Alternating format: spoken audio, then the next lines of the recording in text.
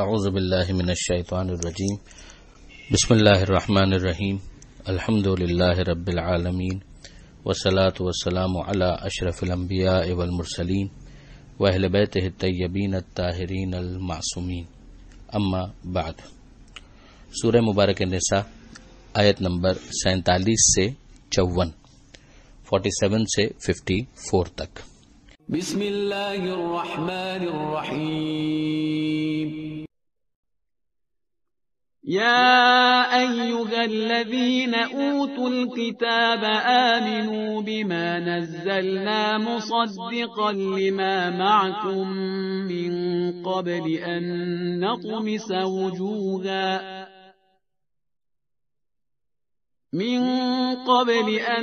نطمس وجوها فنردها على أدبارها أو نلعنهم كما لعنا أصحاب السبت وكان أمر الله مفعولا إن الله لا يغفر أن يشرك به ويغفر ما دون ذلك لمن يشاء ومن يشرك بالله فقد افترى إثما عظيما ألم تر إلى الذين يزكون أنفسهم بل الله يزكي من يشاء ولا يظلمون فتيلا انظر كيف يفترون على الله الكذب وكفى به إثما مبينا ألم تر إلى الذين أوتوا نصيبا من الكتاب يؤمنون بالجبت والطاغوت ويقولون للذين كفروا هؤلاء أهدى من الذين آمنوا سبيلا أولئك الذين لعنهم الله ومن يلعن الله فلن تجد له نصيرا أم لهم نصيب من الملك فإذا لا يؤتون الناس نقيرا أم يحسدون الناس على ما آتاهم الله من فضله فقد آتينا آل إبراهيم الكتاب والحكمة وآتيناهم ملكا عظيما۔ بہت اہم صفحہ ہے یہ۔ پہلی آیت جو اس صفحے پر ہمیں نظر آ رہی ہے وہ ایک مرتبہ پھر پلورلزم کے اس نظریے کی رد ہے کہ جس کے نتیجے میں اگر ایک انسان قرآن اور پیغمبر اکرم صلی اللہ علیہ وآلہ وسلم پر ایمان نہ لائے تو اسے نجات مل سکتی ہے، یہ جو کانسیپٹ دیا جاتا ہے اس کی واضح طور پر رد ہے۔ ارشاد ہوتا ہے کہ یا ایھا الذین اوتوا الکتاب، اے اہل کتاب، آمنو ایمان لے آؤ، بما نزلنا مصدقا لما معکم، اس پر ایمان لے آؤ کہ جو ہم نے نازل کیا ہے اور جو تصدیق کرنے والا ہے اس کی جو تمہارے پاس ہے، یعنی تصدیق با ایمانہ کہ یہ قرآن، یہ نبی کی تعلیم نہ موسیٰ علیہ السلام کو ڈس اون کر رہی ہے نہ عیسیٰ علیہ السلام کو ڈس اون کر رہی ہے۔ اپنے وقتوں میں جو نازل ہوا موسیٰ علیہ السلام پر توریت کی صورت میں وہ بالکل برحق تھا، اپنے وقت میں جو نازل ہوا عیسیٰ علیہ السلام پر وہ بالکل برحق تھا۔ تحریف کے بعد والے ذمہ دار ہیں، مگر اصل جو کتاب تھی اس کی تصدیق یہ قرآن کرتا ہے۔ لیکن جو امپورٹنٹ چیز ہے یہاں پر کہ تم ایمان لے آؤ، اگر تم ایمان نہ لائے تو پھر کیا ہوگا؟ پھر وعید ہے، وارننگ ہے، من قبل ان نطمس وجوہا، اس سے پہلے کہ ہم چہروں کو بگاڑ دیں، یعنی یہ عذاب کی طرف متوجہ کیا جا رہا ہے۔ فنردها علی ادبارها، تو ہم اسے پیچھے کی طرف پلٹا دیں گے۔ یہ ایک شدید عذاب کی طرف متوجہ کیا جا رہا ہے کہ اگر ایک انسان ہے اس کا چہرہ پلٹا دیا جائے پشت کی طرف تو ظاہر کہ نہ اس کے اندر کوئی حسن ہے، نہ کوئی جمال ہے، نہ کوئی خوبصورتی، وہ اس کی ہلاکت کا اعلان ہوگا۔ او نلعنہم کما لعنا اصحاب السبت، یا ہم لعنت کر دیں جس طرح سے ہم نے لعنت کی تھی اصحاب السبت پر، شنبے والے، سنیچر والے۔ یہ وہی واقعہ ہے کہ جس کی طرف سورہ بقرہ کے اندر بھی متوجہ کیا گیا، اور سورہ اعراف میں اس کی تفصیل آ جائے گی کہ جن لوگوں نے تجاوز کیا تھا یہود میں سے اور مچھلیوں کے شکار کے حوالے سے ایک خامخواہ کا ہیلا وہ لے کر آئے تھے اور اپنی اوور اسمارٹنس میں مارے گئے، اور بعد میں لعنت پروردگار کا حصہ ان کو ملا، حقدار قرار پائے۔ وکان امر اللہ مفعولا، اور جو امر پروردگار ہے اللہ کی بات وہ ہو کر رہتی ہے۔ یہاں پر جو لفظ امر ہے وہ بھی بہت امپورٹنٹ ہے۔ آگے پھر پروردگار عالم نے یہ ارشاد فرمایا کہ ان اللہ لا یغفر ان یشرک بہ، کہ یقیناً اللہ اس بات کی مغفرت نہیں کرے گا کہ اس کے ساتھ شریک قرار دیا جائے، ویغفر ما دون ذلک لمن یشاء، اور اس کے علاوہ کسی بھی چیز کی جس کی وہ چاہے وہ مغفرت کر دے گا۔ ومن یشرک باللہ فقد افترى اسما عظیما، اور جو اللہ کے ساتھ شریک قرار دے یقیناً اس نے بہت بڑے گناہ کے ساتھ بہتان باندھا۔ اب یہ آیت جو ہے ایک طرف امید دلاتی ہے کہ اگر ایک انسان شرک کے علاوہ کسی اور گناہ کا مرتکب ہوا ہے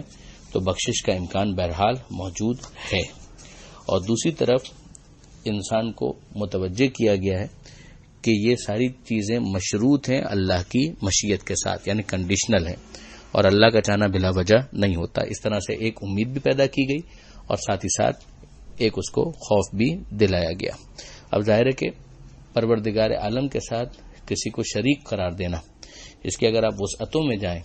تو اگر خدا کسی کو نبی منوانا چاہے اور خدا کی اس بات کو جانتے بوجھتے رد کر دیا جائے تو یہ بھی شرکی کا ایک انداز ہوگا، یا کوئی اور عہدہ کہ جو خدا منوانا چاہے اور انسان جانتے بوجھتے، ایک تو یہ ناسمجھی کی وجہ سے، کم علمی کی وجہ سے، لیکن جانتے بوجھتے اگر وہ کام کرے کہ پروردگار عالم کچھ منوانا چاہے اور وہ ماننے سے انکار کر دے تو پروردگار عالم کی نظر میں یہ چیز بھی شرک میں شامل ہو جائے گی۔ اب جو اگلی آیت ہے اس کے اندر پروردگار عالم نے ان افراد کی مذمت کی ہے جو خود پسندی کے مرض کا شکار ہیں۔ کہ حبیب آپ نے ان لوگوں کو دیکھا یزکون انفسہم، جو اپنی ہی تعریف خود ہی کرتے رہتے ہیں، بل اللہ یزکی من یشاء، بلکہ اللہ ہے کہ جو جس کی چاہتا ہے تعریف کرتا ہے، یعنی اصل تعریف تو یہ ہے اپنے منہ میاں مٹھو بننے سے کیا حاصل، ولا یظلمون فتیلا، اور وہ ذرا برابر بھی ظلم نہیں ہونے دے گا۔ انظر، ذرا دیکھو، کیف یفترون علی اللہ الکذب، کہ کیسے یہ اللہ کے اوپر جھوٹ کو افترا کرتے ہیں، یعنی جھوٹی تہمت لگاتے ہیں۔ وکفی بہ اسما مبینا، اور اس سے بڑھ کر کھلا ہوا گناہ کیا ہوگا، یعنی یہ بہت بڑا کھلا ہوا گناہ ہے۔ اب ہم دیکھتے ہیں کہ ایک طرف یہود کا ایک طریقہ کار تھا کہ وہ اپنے منہ میاں مٹھو بنتے تھے۔ قرآن مجید میں ان کے دعووں کو ذکر بھی کیا گیا ہے کہ نحن ابناء اللہ و احباؤہ، ہم اللہ کے بیٹے ہیں، اس کے چہیتے ہیں، یا لن يدخل الجنۃ الا من کان ھودا او نصارا، جنت میں نہیں داخل ہوگا کوئی سوائے اس کے کہ جو یہودی ہو یا عیسائی ہو۔ تو یہ تمام تر چیزیں یہ خود ستائی ہی تو ہے، یہ خود پسندی ہی تو ہے، اور اپنے منہ میاں مٹھو بننا ہے۔ تو اگر واقعاً کوئی ایسا ہے تو پروردگار اس کی تعریف کرے گا، پروردگار اس کو محمد قرار دے گا، پروردگار اس کے قصیدے پڑھے گا، پروردگار عالم اس کی تعریف کرے گا، اور لوگوں کے درمیان بھی اس کا اخلاق ایسا ہوگا کہ اگر کوئی دشمن ان کے فضائل کو مٹانا بھی چاہے تو پروردگار عالم ان فضائل کو نمایاں کر کے لوگوں کے سامنے لے کر آئے گا۔ جیسے کہ حضرت امیر المومنین علی ابن ابی طالب علیہ السلام کے بارے میں ہے کہ اپنوں نے خوف جان کی وجہ سے ان کے فضائل چھپائے، اور غیروں نے، دشمنوں نے نفرت اور عداوت کی وجہ سے ان کے فضائل چھپائے۔ مگر آپ دیکھ لیجئے کہ یہ پروردگار کا اہتمام نہیں ہے تو کیا ہے کہ آج دو عالم کے اندر، پوری دنیا کے اندر ہر جگہ حضرت امیر المومنین کے فضائل ہمیں گونجتے ہوئے نظر آتے ہیں۔ یہ گویا اسی آیت کی ایک عملی تفسیر بھی ہے۔ دوسری طرف بنو امیہ کے ٹکسال میں کتنی ہی جعلی حدیثیں ڈھالی گئیں اور جھوٹے فضائل نقل کیے گئے، مگر آپ جانتے ہیں کہ جو منصف پسند علماء کرام ہیں ان سب نے ان احادیث کو رد کر دیا۔ اب اس کے بعد جو اگلی آیت ہے اس میں پروردگار عالم یہ ارشاد فرماتا ہے کہ الم تر الی الذین اوتوا نصیبا من الکتاب، کہ آپ نے دیکھا، کہ آپ نے نہیں دیکھا ان لوگوں کو کہ جنہیں کتاب کا ایک حصہ دیا گیا تھا، یؤمنون بالجبت والطاغوت، وہ ایمان لے آئے، معتقد ہو گئے جبت اور طاغوت کے، دو بت جو مشرکین مکہ جن کی پوجا کیا کرتے تھے۔ وَيَقُولُونَ لِلَّذِينَ كَفَرُوا، اور وہ کہنے لگے ان لوگوں سے جنہوں نے کفر اختیار کیا، هَؤُلَاءِ أَهْدَىٰ مِنَ الَّذِينَ آمَنُوا سَبِيلًا، کہ راستے کے اعتبار سے یہ جو بت پرست ہیں جنہوں نے کفر کیا ہے وہ زیادہ بہتر راستے کے اوپر ہیں ان کے مقابلے میں جو صاحبان ایمان ہیں۔ اولئک الذین لعنہم اللہ، یہ وہ ہیں کہ جن پر اللہ کی لعنت ہے۔ ومن یلعن اللہ، اور جن پر اللہ کی لعنت ہو، فلن تجد لہ نصیرا، تو اس کا ہرگز کوئی مددگار تم نہیں پاؤ گے۔ اب اس آیت کا ایک بیک گراؤنڈ ہے جو بیان کیا گیا کہ احد کی لڑائی کے بعد کعب بن اشرف، یہ ایک شخص تھا جو 70 سواروں کے ساتھ رسول اللہ سے عہد شکنی کر کے، مسلمان یہ نہیں تھا، یہود میں سے تھا، اور وہ گیا تاکہ کفار قریش کو آپ کے مقابلے پر آمادہ کر کے مقابلے پر لے آئے اور ایک الائنس ان کے ساتھ بنائے۔ تو ابو سفیان نے اس سے کہا کہ تم اور محمد دونوں اہل کتاب ہو، جب تک تم ہمارے بتوں کو سجدہ نہ کرو گے ہم کو تم دونوں میں سے کسی کا اعتبار نہیں ہوگا۔ اب اس نے اس موقع پر اپنی وقتی مصلحت کی خاطر کعب نے جبت اور طاغوت دونوں کو سجدہ کر لیا اور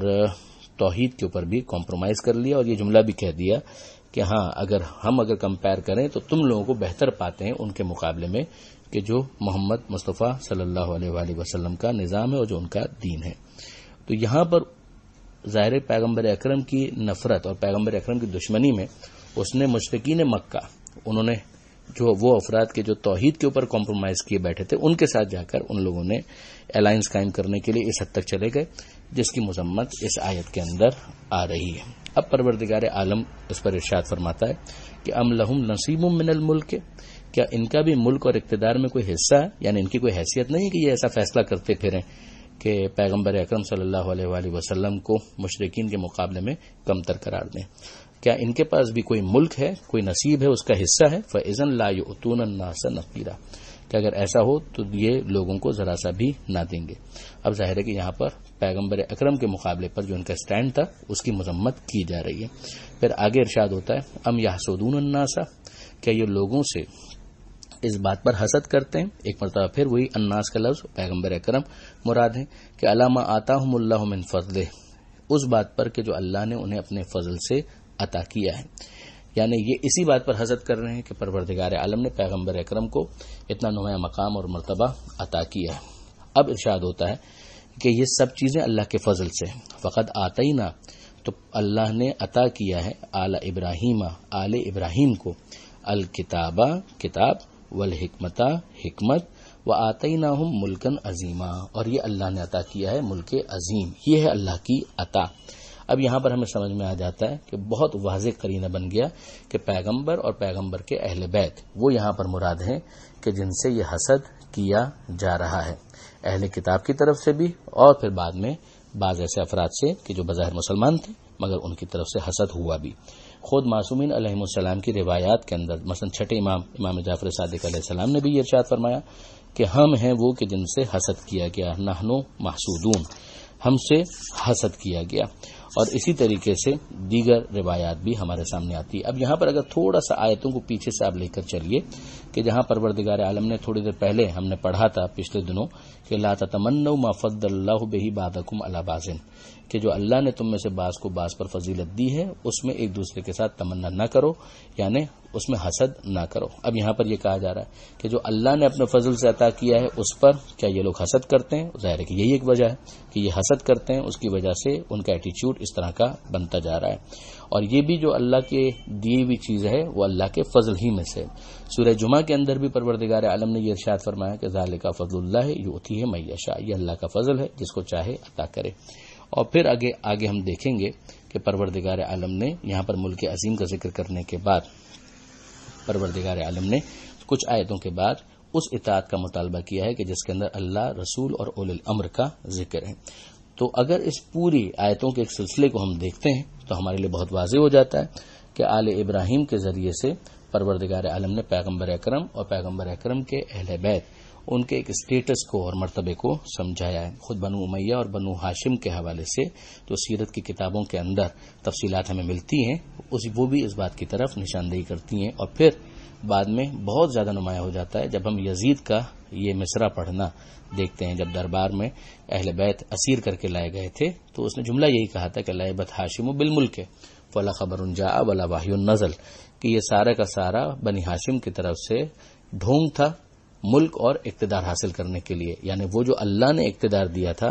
اس کو ڈھونگ سے تعبیر کیا یزید نے، اور یہ کہا کہ فلا خبر جاء ولا وحی نزل، نہ کوئی خبر تھی نہ کوئی وحی نازل ہوئی تھی. تو ہم دیکھتے ہیں کہ یہ حسد وہاں تک چلا گیا، حسد دنوں سے ختم نہیں ہوا. پروردگار عالم سے دعا ہے قرآن مجید سمجھنے اور اس پر عمل کرنے کی توفیق عطا فرما،